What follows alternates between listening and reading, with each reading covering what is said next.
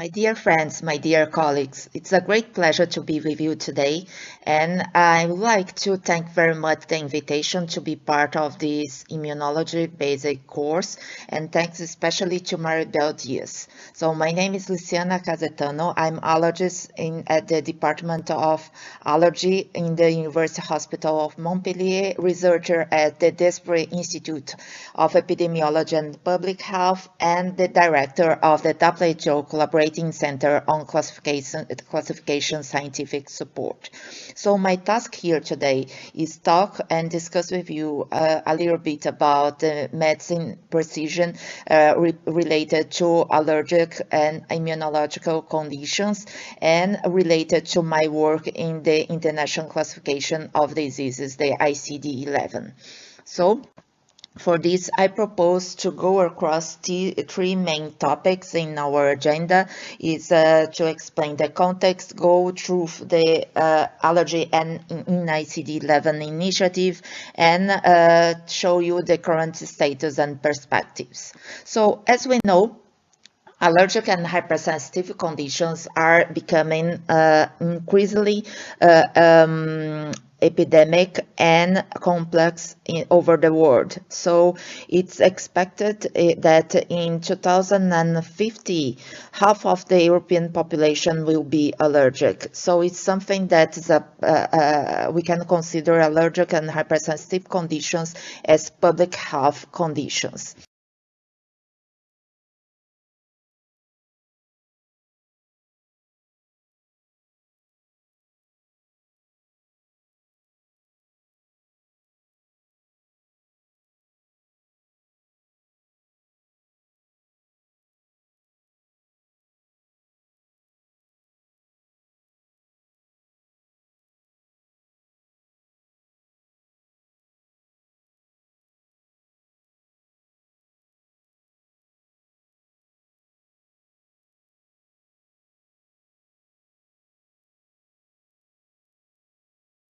Recently, precision or personalized medicine has been defined as a effort to identify specific biomarkers in order to identify endotypes.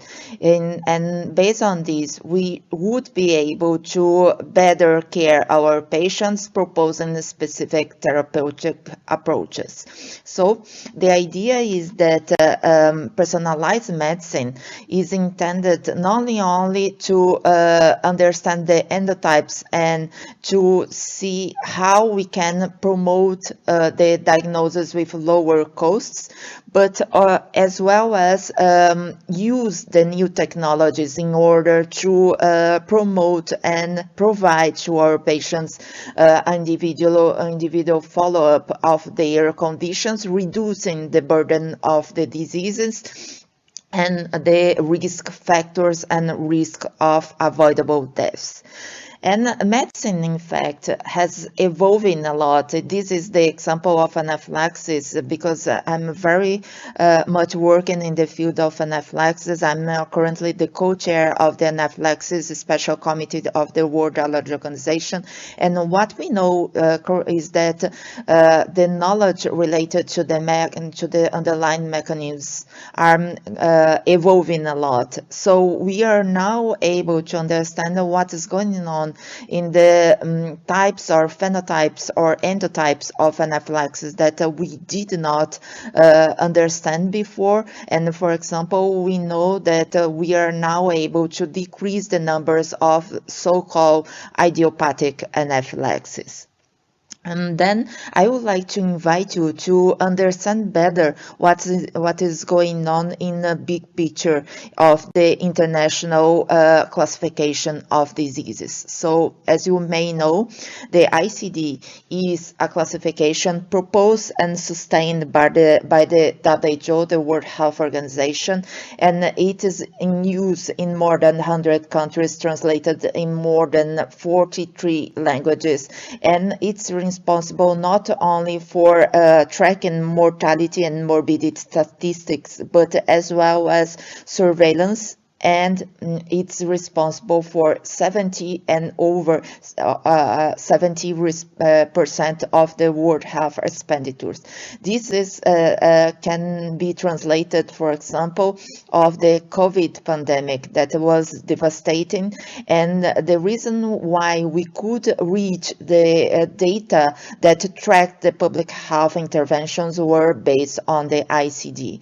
Currently, we are using the ICD-10 and adaptations, so these editions are reviewed each 10 years, and now we are using this edition.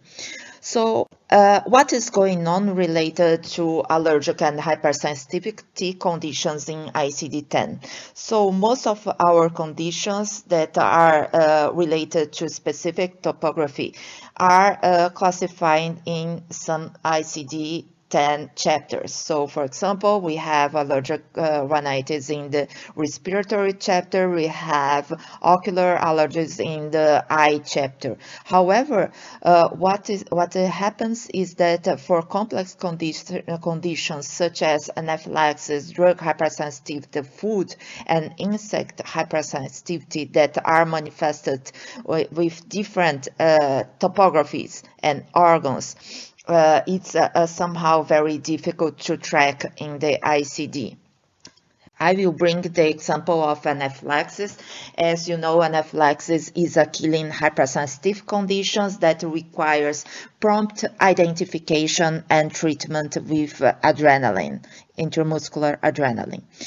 So I started a research in 2012 in Brazil. As you may know, I'm a Brazilian, but based now in France. So when I was still in Brazil in 2012, I decided to perform a research project in order to understand the anaphylaxis mortality in my country, because it should be an argument in order to trigger some discussion with the Minister of Health, because we do not still have the auto-injector adrenaline, what is the first line treatment of this condition.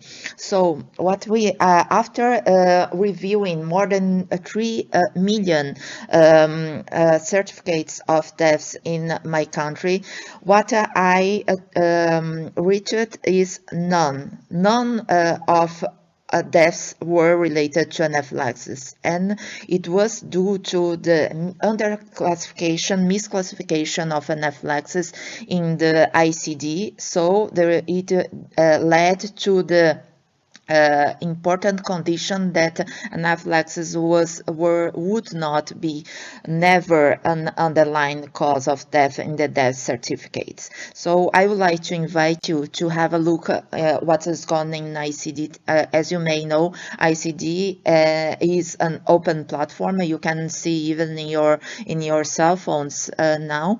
So when we type allergy in the ICD-10, even